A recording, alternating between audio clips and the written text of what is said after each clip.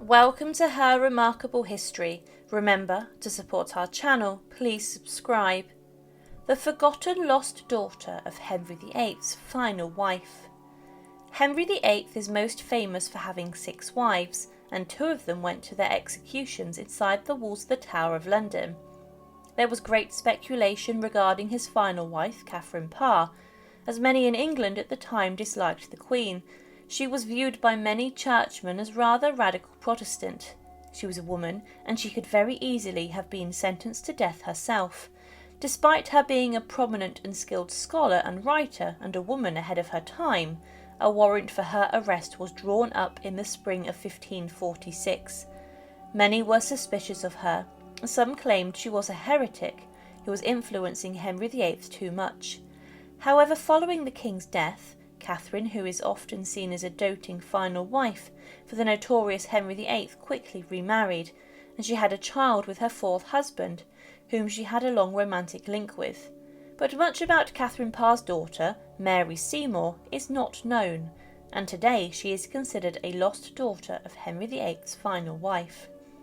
Catherine Parr married Henry VIII on the 12th of July 1543 at Hampton Court Palace, and she had been married twice before. Catherine and her new husband seemingly were happy for a brief time, and she was very different to what Henry VIII previously went for, being much older and previously married. After she became queen, she did a great deal in terms of reconciling the royal family in Henry VIII's final years, as she helped the king become close again with his daughters Mary and Elizabeth, from his first 2 marriages. And also she had a good relationship with Henry's son and heir, the future Edward VI. She continued to print books and religious writings, and she was rather skilled at her writing. When Henry left for a campaign to France, Catherine was left as the regent, as she did a relatively good job of looking after the country in her husband's absence. But as mentioned, her religious views aroused suspicion with anti-Protestant members of the church, such as Stephen Gardiner, the Bishop of Winchester. She was later pardoned by the king, and shortly before he died, Henry VIII organised a generous £7,000 a year for her to support herself. He ordered that Catherine should be given the same respect as a queen as if he were alive, and she later retired from court following the coronation of Edward VI. But following Henry's death, Catherine's former lover and flame, Thomas Seymour, the 1st Baron Seymour of Sudley, came sniffing around her. He returned to court, and it was clear that he was keen on establishing himself as a prominent member behind the King's Regency Council, and as his brother Edward Seymour was named Lord Protector. Thomas Seymour was incredibly jealous of his brother, who ultimately was acting as the de facto king, whilst Edward VI was too young to rule. Catherine accepted Thomas Seymour's offer of marriage, and the pair married 4 months after the king died. They married without the permission of the Regency Council in secret, and the king was not told for many months. And when the story came out about their marriage, there was rather a lot of outrage at court. The king was unhappy with the match, and Seymour asked Princess Mary to try to make things better for him, which caused outrage. Catherine Parr also had a number of run-ins with her brother-in-law, Edward Seymour, the Lord Protector. A rivalry developed between her and Thomas and Edward, and this was something that resulted in bloodshed. In the March of 1548, at the age of 35, which was considered at the time rather shocking, Catherine Parr became pregnant. This was a huge surprise, as Catherine had not fallen pregnant during her first 3 marriages. But at the time, her husband was showing a perverse interest in Princess Elizabeth. It's believed Thomas Seymour later wanted to marry Elizabeth, but it resulted in the princess being sent away, and she never saw Catherine, her stepmother, again. But in the June of 1548, Catherine, along with Lady Jane Grey, the future 9-day queen, moved into Sudley Castle in Gloucestershire. Catherine looked after Jane's education, and she spent the last few months of her pregnancy and ultimately the last summer of her life at this castle. On the 30th of August 1548, Catherine Parr gave birth to her only child, a daughter, named Mary Seymour, inside of Sudley Castle. It's probable that she and Thomas were overjoyed with the birth of their child, and Catherine would make huge plans for her. However, things would tragically turn very distressing. Within a week of Mary Seymour's birth, Catherine Parr died inside of Studley Castle on the 15th of September 1548. It's likely that she died from childbirth fever, as hygiene around birth was not as good as it is now, and it was very common at the time, with childbirth being incredibly dangerous for women. Catherine Parr was buried inside the castle, where she died on the 7th of September 1548 in the first Protestant funeral held in England. She was buried inside the chapel on the castle's grounds. But what happened to her daughter? Within a year of her birth, her father Thomas Seymour was executed for treason against Edward VI. This left Mary Seymour an orphan.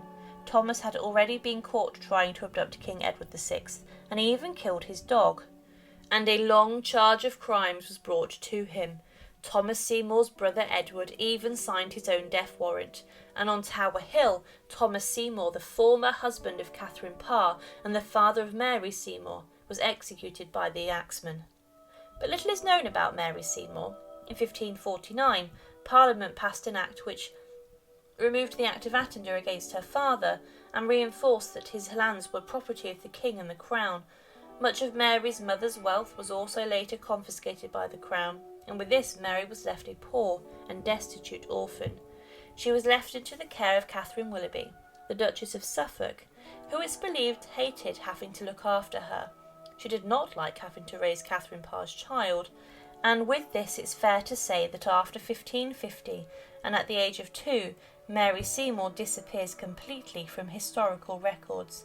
No one ever made a claim on her father's estates, and with this conclusions can be drawn that she possibly died at a young age and did not live past the age of 2.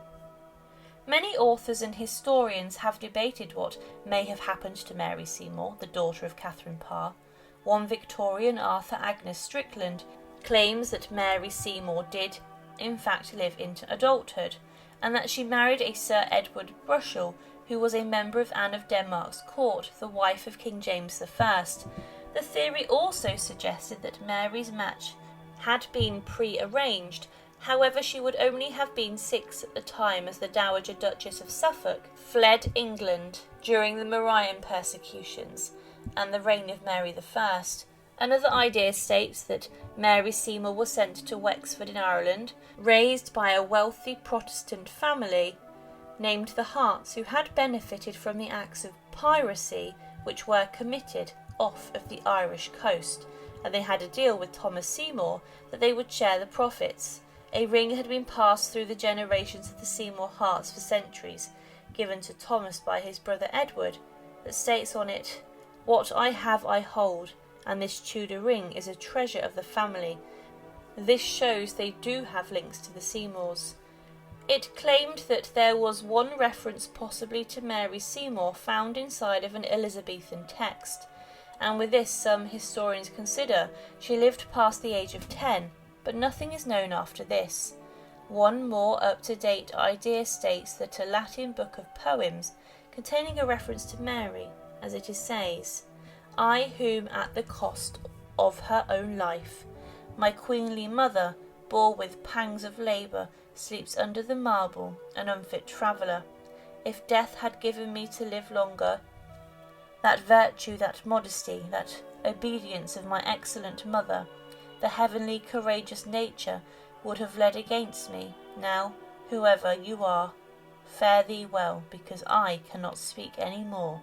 This stone is a mermaid in my brief life."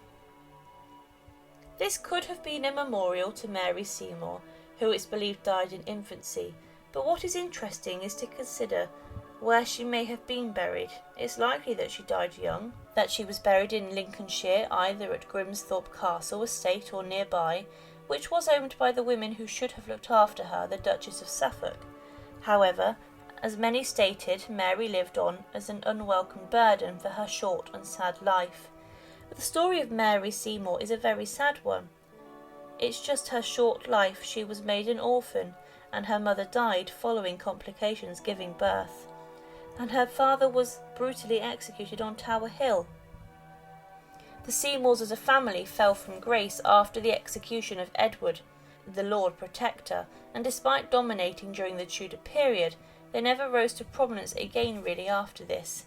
But the story of Mary Seymour is an incredibly sad and tragic one, and today she's the last daughter of Henry VIII's final wife. Thank you for watching, and to support, please subscribe to Her Remarkable History. Thank you.